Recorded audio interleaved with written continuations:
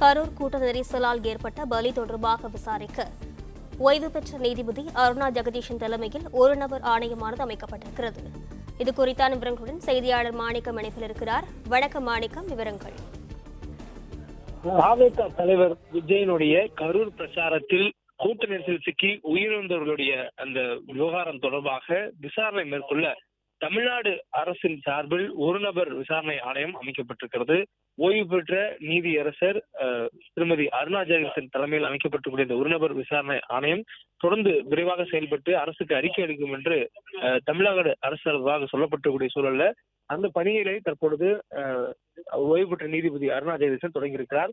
ஆணையர் இந்த குழு இந்த விவகாரம் தொடர்பாக விசாரிக்கக்கூடிய ஆணையத்துடைய தலைவர் அருணா ஜெகதீஷன் அவர்கள் தற்பொழுது கள ஆய்வு மேற்கொள்வதற்காகவும் களத்தில் நிலையை செல்வதற்காகவும் தனது பணியை தற்போது தொடங்கியிருக்கிறார். அதற்காக சென்னை விமான நிலையம் வந்திருக்கிறார். இங்கிருந்து விமானம் மூலமாக அவர் திருச்சி செல்கிறார்.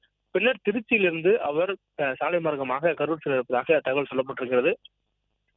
கரூருக்கு சென்று பாதிக்கப்பட்டிருக்கக்கூடிய குடும்பங்களை நேரில் பார்ப்பார் எனவும், குறிப்பாக சம்பவம் ஏற்பட்டிருக்கக்கூடிய அந்த பிரச்சாரம் மேற்கொண்ட பகுதியை சென்று நேரில் பார்வையிடுவார் என்றும் சொல்லப்பட்டிருக்கிறது. அதனைத் தொடர்ந்து ஒரு நபர் ஆணையம் தங்களுடைய பணிகளை விரைவாக மேற்கொள்ளும் எனவும் விசாரணையை மேற்கொள்ளும் எனவும் தகவல் சொல்லப்பட்டிருக்கிறது. இந்த சூழல்ல அவர் இந்த பணிகளை மேற்கொள்வதற்காக கரூர் புறப்படுவதற்காக சென்னை விமான நிலையம் வந்திருக்கிறார். சென்னை விமான நிலையத்திலிருந்து அவர் நேராக திருச்சி செல்கிறார். திருச்சியிலிருந்து சாலை மார்க்கமாக அவர் கரூர் செல்ல இருக்கிறார். கரூரில் மருத்துவமனைக்கு சென்று அங்கு வந்து சிகிச்சை பெற்றிருக்கக்கூடியவர்களை நேரில் கேட்டு அவர் நலம் விசாரித்த பிறகாக அவருடன் இருக்கக்கூடிய தரவுகளை அவர்களுடன் நேரில் பார்த்த சாட்சியத்தை அவர் பதிவு செய்து கொள்வார் என்றும் சொல்லப்படுகிறது.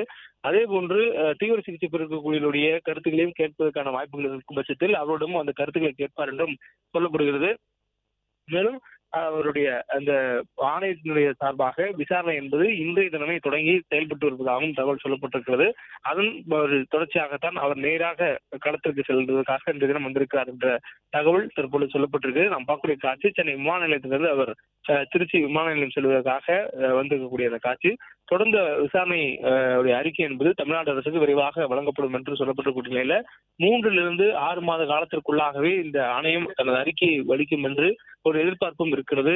தொடர்ந்து ஆணையத்துடைய விசாரணைக்கு பிளே ஸ்டோர் மற்றும் ஆப் ஸ்டோரில் இருந்து பாலிமர் செயலியை QR கோடு மூலம் பதிவிறக்கம் செய்யுங்கள். செய்திகளை உடனுக்குடன் பெறுங்கள்.